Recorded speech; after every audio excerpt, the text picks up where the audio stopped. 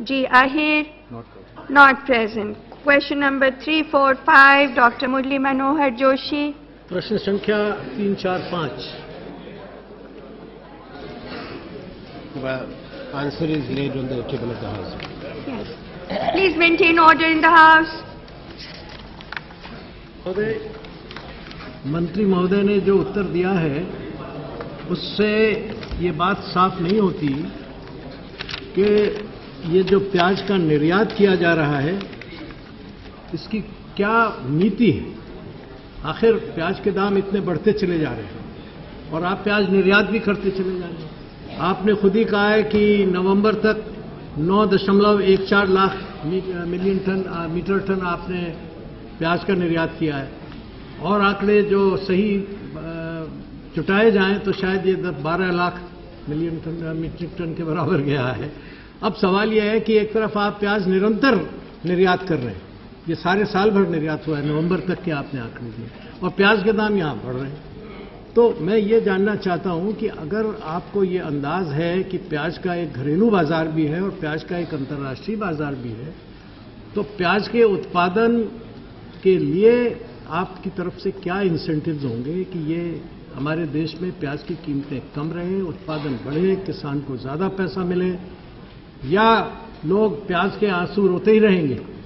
ये पहला सवाल है जो इससे आपके उत्तर से निकलता है। दूसरा, आप ये कहते हैं कि 13 सरलीकरण अभिकरण है, 13 एजेंसी। ठीक, आप 13 एजेंसी। पहले प्रश्न का उत्तर देंगे। नहीं, वो इसी में जो इनका पार्ट है उसी से जुड़ा हुआ है। दूसरा पार्ट का सवाल दूसरे बाद में करूंगा। तो आप ये कहते हैं कि 13 एजेंसीज इसका निर्यात कर रही हैं। क्या जरूरत है 13 एजेंसीज को निर्यात करने की, इजाजत देने की? और वो ऐसी एजेंसीज हैं कि जो पता नहीं कितना निर्यात कर पाएंगी, क्या उनकी स्थिति है, ये क्या नियम है, क्या क्राइटेरिया है, क्या निकष है कि ये 13 एजेंसीज आपने निर्यात कर? धन्यवाद। मंत्री महोदय। अध्यक्ष महोदय, माननीय सदस्य का जो प्रश्न है वो ये जानकारी प्राप्त करने के लिए है कि कितना प्याज का निर्यात हुआ है देश से पिछले 6 महीने के अंदर, और उसके साथ साथ कौन सी ऐसी एजेंसीज हैं जिनके माध्यम से किया जाता है। प्याज के निर्यात पर हालांकि कोई पाबंदी नहीं है, पर प्याज का निर्यात नेफेड के द्वारा पूरा उसका समन्वय, उसका कोऑर्डिनेशन किया जाता है। और 13 जो एजेंसीज हैं वो स्टेट ट्रेडिंग एंटरप्राइजेज हैं, जो राज्यों की हैं, जिनको निर्यात के लिए अनुमति दी जाती है। हमने इसमें एक रैशनलाइजेशन लाया है। 14 मई को एक नई नोटिफिकेशन के द्वारा जो भी राज्य की एजेंसीज निर्यात करती हैं वो केवल जो एसोसिएट शिपर्स हैं उनको से 1% सर्विस चार्जेस ले सकती हैं, उसके अलावा नहीं। ये कैनलाइज्ड एक्सपोर्ट होती है, इसीलिए नेफेड हर सप्ताह कितना आउटफ्लो है, कितना देश के बाहर गया, उसकी जानकारी सब राज्यों के इन एंटरप्राइजेज से हासिल करती है और कृषि मंत्रालय को और वाणिज्य मंत्रालय को उसकी जानकारी तुरंत पहुंचाई जाती है।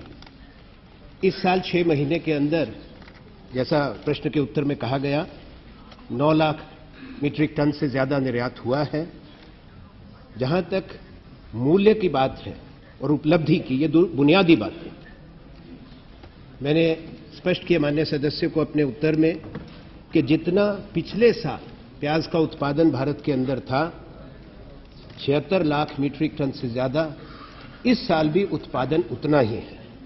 और जितना क्षेत्र, जितने हेक्टेयर्स जो इसके उत्पादन के अंदर थे, उससे ज्यादा क्षेत्र के अंदर प्याज बीजा गया। जहां तक यहां पर रिजर्व की बात है, इस वक्त 25 लाख टन इस साल स्टोरेज के अंदर है। पिछले साल नवंबर महीने में 25 लाख टन ही स्टोरेज में था। इसलिए यह स्पष्ट है कि ना कोई कमी है, ना उत्पादन की कमी है। अब कारण क्या है दाम बढ़ने का? एक तो बाहर के बाजार में अगर दाम बढ़े हों जिससे निर्यात करने पर ज्यादा मुनाफा मिलता हो। दूसरा कारण स्पष्ट है एक तो मानसून देर से आई, प्याज बीजा देरी से गया, और आंध्र प्रदेश के अंदर, कर्नाटक के अंदर, महाराष्ट्र के अंदर जो भारी बारिश आई उससे फसल का नुकसान हुआ। उससे आशंका पैदा हुई कि शायद कोई कमी आ जाए, इसके दाम बढ़े। सरकार हर साल नाफेड के माध्यम से मिनिमम एक्सपोर्ट प्राइस को बढ़ाती है। जून महीने से जब निर्यात हुआ, निरंतर निर्यात का जो एक्सपोर्ट प्राइस है उसको बढ़ाया गया, और जून महीने में माननीय अध्यक्ष $185 पर मीट्रिक टन एक्सपोर्ट प्राइस था।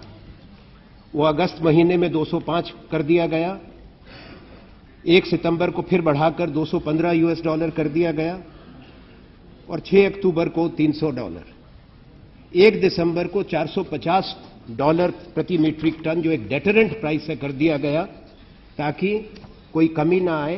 और जैसा मैंने कहा, हर सप्ताह रिपोर्ट मिलती है कि बाहर कितना गया और देश के अंदर कितनी उपलब्धता इसकी है। इसका सीधा प्रभाव पड़ा है। जो पहले अक्टूबर के महीने में 1,75,000 मीट्रिक टन निर्यात हुआ था, वो मिनिमम एक्सपोर्ट प्राइस डेटरेंट करने से घटकर 44,000 मीट्रिक टन से नीचे आ गया।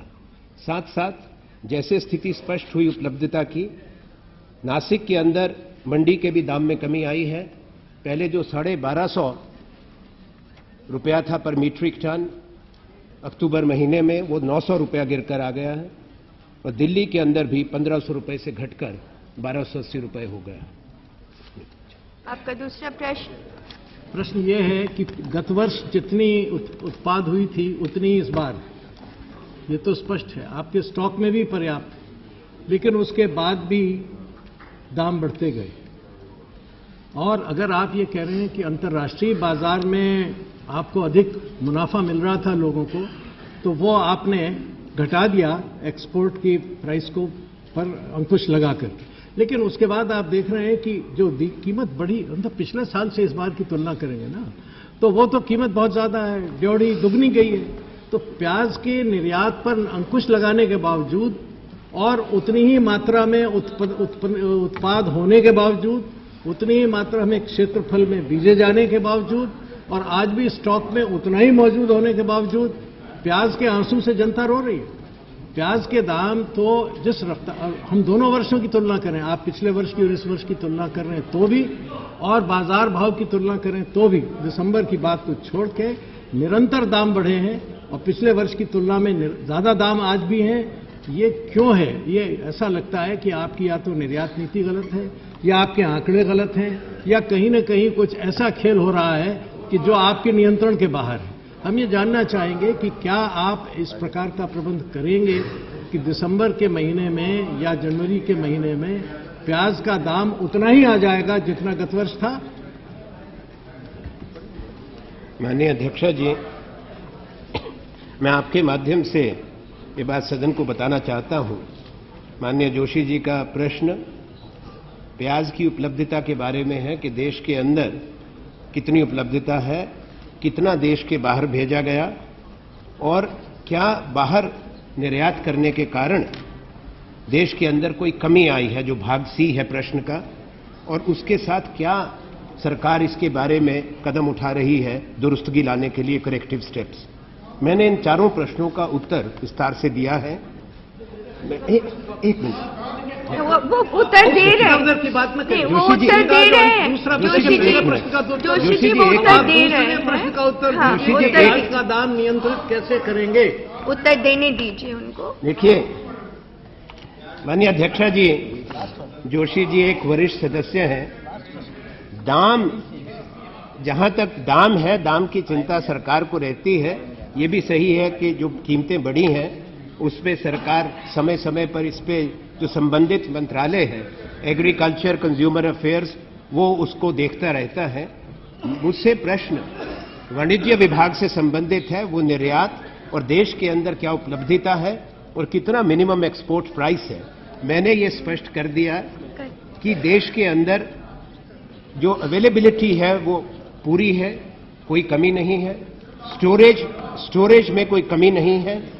और दाम का देखिए, अब दाम का ये विभाग मेरे पास नहीं है, कंज्यूमर अफेयर्स से ये प्रश्न किया जा सकता है। मुझसे जो प्रश्न किया गया, माननीय अध्यक्ष जी, कृपया प्रश्न का है उनका उत्तर देने दीजिए, उत्तर देने दीजिए। माननीय अध्यक्ष जी, मैं अपने उत्तर को माननीय सदस्य के प्रश्न तक ही सीमित रखता हूं। जैसा मैंने कहा है कि दाम जो हैं वो बाद में इस पर अनुकूल प्रभाव पड़ा है। जो मिनिमम एक्सपोर्ट प्राइस जून में $185 था, उसको बढ़ाकर $450 कर दिया गया, निर्यात में कमी आई। दूसरा कारण जो सरकार की समझ में आया है कि एक सूखा और उसके बाद बारिश से जो नुकसान हुआ बड़ी मात्रा में आंध्रा, कर्नाटक और महाराष्ट्र में, उससे ये आशंका, जो स्पेक्यूलेशन होती है, ये आशंका भी हो सकती है और भय भी कि शायद बहुत कमी आ जाए। उसके कारण भी जो बाजार में आता था, उसमें जो क्वांटिटी आती थी, मात्रा में आता था, उसमें कमी रही। पर आज वो परिस्थिति नहीं है। जो कदम उठाए गए, मैंने नासिक और दिल्ली दोनों की मंडी के भी दाम बताए हैं, और जो एक्सपोर्ट प्राइस है वो डेटरेंट है, कोई कमी नहीं है। बाकी जो संबंधित विभाग है वो प्रति सप्ताह इस पर दृष्टि रखते हैं। NAFED, every weekend that report is submitted to the Ministry of Agriculture.